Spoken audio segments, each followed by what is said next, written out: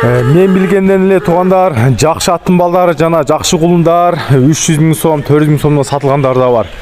Мына 1.92 ат сатууга чыгып атат. Эми бул таза уруктук атат, үйүргө коюп тукум алам дегендерге. Буттары улакка жарабайт туугандар. Буттарында берчи бар. Бул только үйүргө. Азырда поледа жүрөт. Негизи тоо ташта жүрө албайт, эми чоң ат только мындай түздөрдө от жеп смело жүрө берет. Баасы $5000. Бишкектен сатып ачык.